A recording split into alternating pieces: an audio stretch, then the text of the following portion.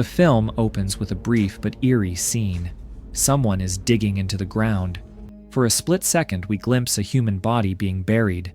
Clearly, someone's trying to hide something. But the moment is so vague, it's hard to say what exactly happened or why. Then, the focus shifts to a man named Pete and his young son, Tyler. They're driving into a quiet town where Pete has just purchased a small storage facility. Pete plans to turn it into a new family business. We soon learn that this move isn't just about business, it's about healing. Not long ago, Pete's wife and Tyler's mother died in a tragic car accident. The loss shattered both of them. Tyler had spent some time with another family, while Pete tried to get his life back on track. Now, he wants to leave the city behind and start fresh with his son somewhere peaceful. But Tyler hasn't moved on. His mother's death is still a fresh wound. Pete, trying to be a good father, showers him with love and care. Tyler loves comic books, so when they stop at a gas station, Pete picks up a few for him. At the same store, Pete's eyes land on a bottle of whiskey, but he walks away without buying it. There's a reason for that, a reason we'll understand later. The two also have a dog, but when they reach the storage facility, things take a dark turn. As soon as they arrive, the dog starts barking wildly, as if it senses something. Before Pete can calm it, the dog panics and tries to jump out of the truck. It's tied down, and in the struggle, it breaks its neck and dies. The incident is sudden, brutal, and leaves both Pete and Tyler shaken. Pete puts the dog's body in the back of his truck, unsure what else to do. Shortly after, Pete meets a real estate agent who finalizes the paperwork, officially transferring the property to his name. This place is now theirs, home and business combined. Pete hopes this is where their new life will begin. Tyler, however, is devastated. Losing the dog so soon after his mother's death is too much. Pete promises him they'll get a new one soon. Later, they bury the dog in the backyard. The house they've moved into is small, old, and filled with boxes from their previous home, including photos of Pete's late wife. But Pete can't bring himself to unpack them yet. The pain is still too raw. Hanging her pictures on the wall would make it all too real. 2 days later, Pete began settling into his new role as the facilities manager. But things weren't going as planned. The business was struggling. The reason? Something dark had happened here. Rumor had it that the previous owner died by suicide right on the property. Determined to turn things around, Pete started calling customers who had abandoned their units and stopped paying rent. Most of them weren't interested in collecting their belongings or clearing their dues. One of the storage units still had police tape across it, clearly a former crime scene. Pete didn't need confirmation. Deep down, he knew this must have been where the previous owner took his own life. Over the next few days, Pete continued reaching out to clients and slowly discovered that many of them were never coming back. Following company policy, he began removing their locks and placing his own, officially reclaiming the units. One day, curiosity got the better of him. He decided to peek inside one of the abandoned units. At first, it just looked like a pile of junk. But as he was about to leave, his eyes landed on several unopened liquor bottles. Pete hesitated. He had given up drinking a long time ago, but the temptation was overwhelming. Quietly, he took a few of the bottles back to his room. It's then we learn the truth. On the night of his wife's fatal car crash, Pete had been drinking. It's possible that guilt pushed him to quit alcohol, but now, under stress and alone, he was slipping. While Pete focused on work, his son Tyler struggled. He didn't feel right in the new house. Something about the place unsettled him. He kept finding strange metal pieces on the floor, small pointed jacks used as bookends, out of place and eerie. Then one night, things escalated. Tyler got out of bed and unlocked the very storage room where the earlier incident had occurred, the same one where Pete found the alcohol. Inside, Tyler discovered a bicycle. There's no way he could have known it was there. Someone or something must have told him. The next morning, Pete noticed the bike and asked where it came from. When Tyler explained, Pete reminded him that everything in these units belonged to someone else. People paid to keep their things safe. It was wrong to take anything. but Tyler was confident. "They're not coming back," he said. Pete didn't want to argue. Seeing his son happy meant the world to him, so he let him keep the bike. A short time later, while Pete was busy with paperwork, a shaken Tyler ran up to him and begged him to follow. He had heard something inside one of the storage units. Pete listened carefully, but only heard the wind. He reassured Tyler and brushed it off. But we, the audience, are shown that Tyler wasn't imagining it. There was definitely something or someone inside. After gathering the belongings from several old storage units, Pete called the real estate agent to ask if any relatives of the former owner could be contacted. He wanted to return the items if possible. But the answer he got was chilling. There were no surviving family members. Pete had assumed only the owner had died. In reality, the entire family was gone. This meant everything left behind was now unclaimed. Among the old records, Pete discovered that one of the storage units belonged to a local church. Its rent hadn't been paid for months. Curious, Pete visited the church and met with Father Mann. The priest explained that the locker must have been rented by a previous church leader before his time, but agreed to visit the facility and collect whatever was inside.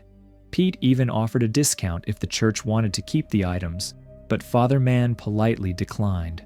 "I don't even know what's in there," he said, "so I can't accept." As he left, Father Mann extended an open invitation to Pete. He was welcome to join them for prayer any time. Pete had brought Tyler along to the church, but as they got closer to the building, something strange happened. Tyler grew anxious, as if a dark presence was weighing on him. Pete didn't notice at first, and they soon returned home. But something about Father Mann's expression lingered. His eyes suggested he knew more than he was letting on. That night, while having dinner, Tyler asked his father, "Can we hang Mom's picture on the wall?" Pete gave a tired smile and replied, "Yes, but not tonight. I'm exhausted." Tyler was becoming increasingly afraid of the house, but he didn't want to worry his dad. Later that night, he once again wandered into the storage area, but he didn't remember doing it. Pete hadn't noticed him leave. The next morning, Tyler was already awake and standing silently in front of the dog's grave. When Pete found him there and asked what he was doing, the boy simply said, "I just wanted to be here for a while." He was staring at the grave in a way that felt off. Pete gently promised that they'd get a new dog soon. It was becoming obvious. Something was changing in Tyler, and Pete could feel it.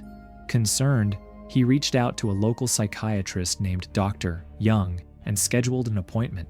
At the clinic, Dr. Young began a routine assessment. Tyler answered her questions calmly until something strange happened. His tone suddenly shifted. Picture small. Tyler, what did you just say? I didn't say anything. And he mentioned the name Jack, a former patient of Dr. Young's. This deeply unsettled her. After the session, she pulled Pete aside and explained that Jack too had lived in the same area with his family. He had also shown signs of trauma, similar to Tyler, and his case had ended badly. She warned Pete that Tyler might be suffering from a serious condition and would need specialized care at a dedicated facility. But Pete wasn't ready to hear that. Yes, his son had been through a lot, but it wasn't that severe, not enough to send him away. That's why he brought Tyler here in the first place, to stay close, to rebuild. Pete refused to separate from his son. Still, Dr. Young offered to help, free of charge. She'd keep monitoring Tyler and continue treatment as long as needed. After returning from the clinic, Pete was surprised to find Father Mann waiting at the facility. The priest had come to examine the old church-owned storage locker. Pete unlocked it for him, but Father Mann insisted on inspecting it alone.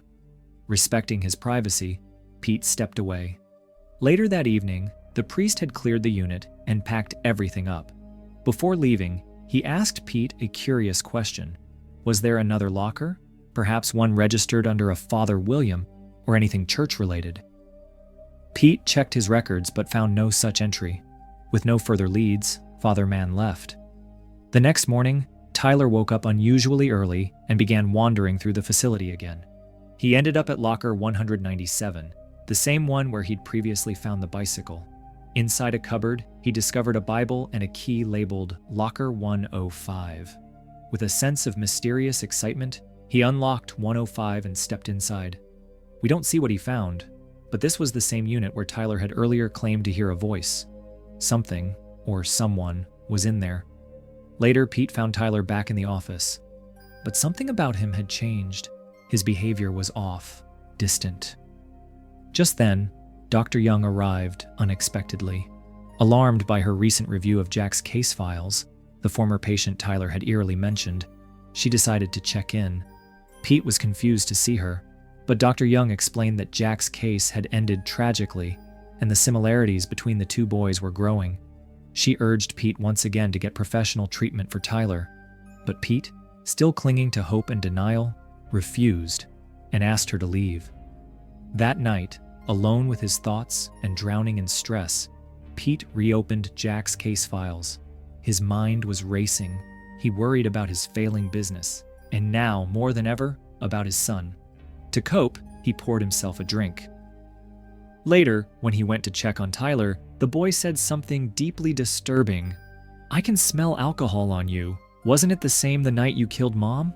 Pete froze. He couldn't believe his young son had just said that. Devastated, Pete stormed outside and screamed into the night.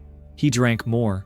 Wandering aimlessly through the facility, he stumbled into a random storage unit.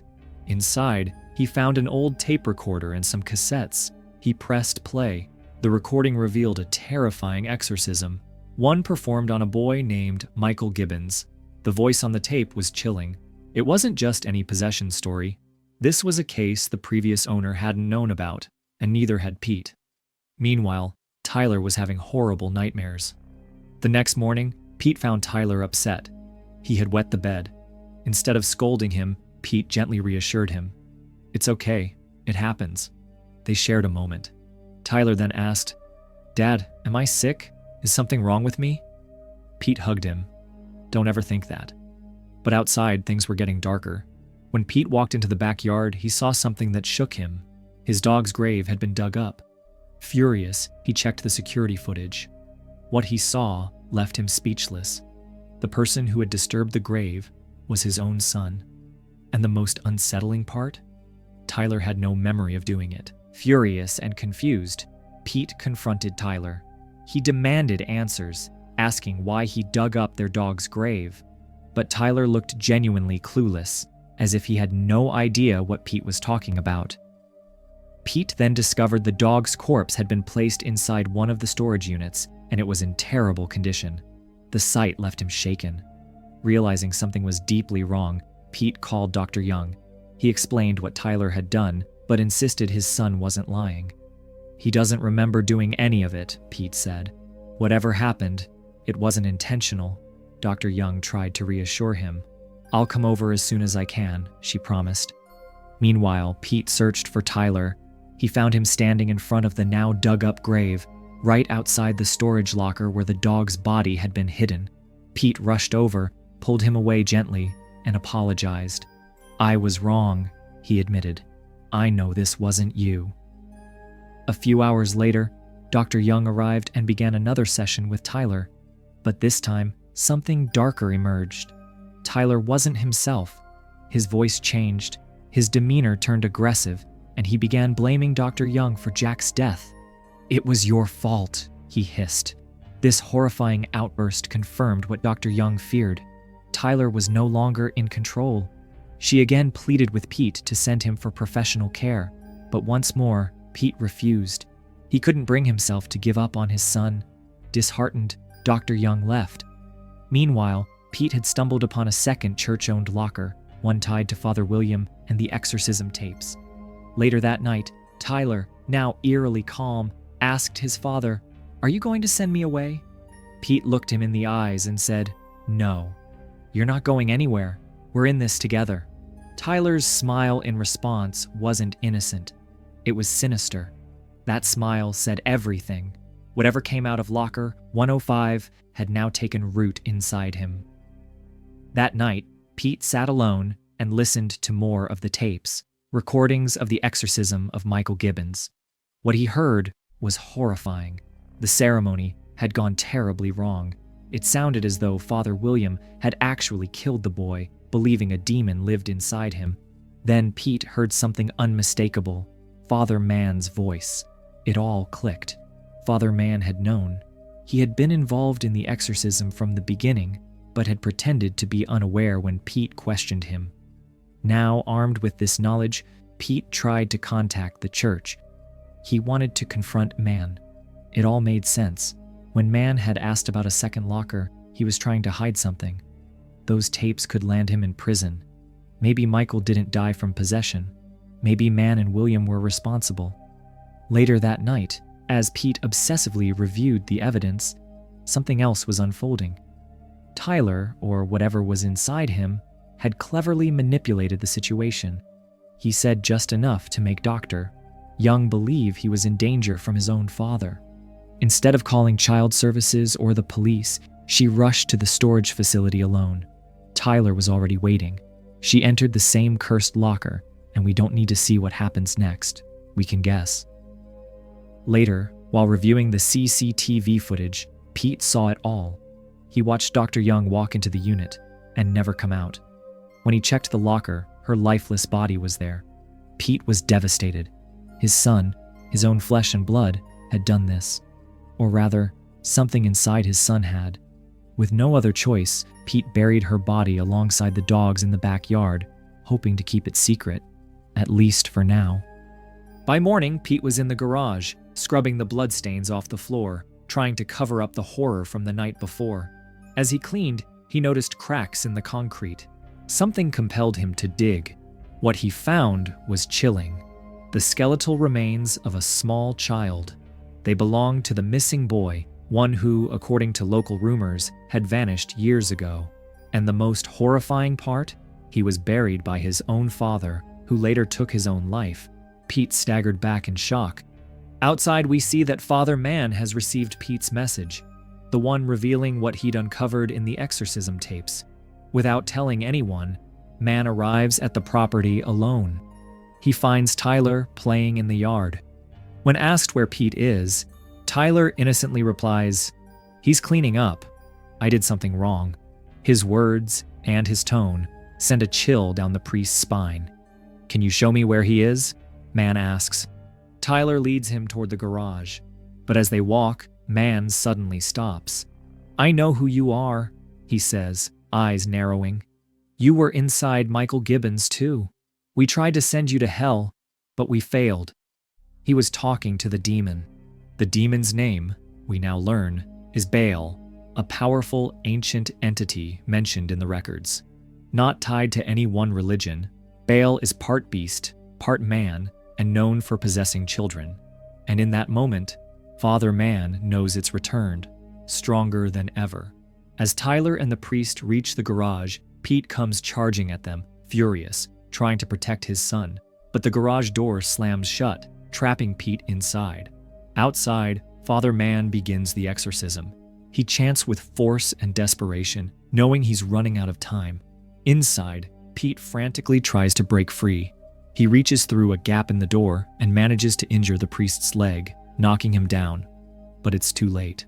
With inhuman strength, Tyler attacks the fallen priest, killing him. Pete watches in horror. He realizes the truth.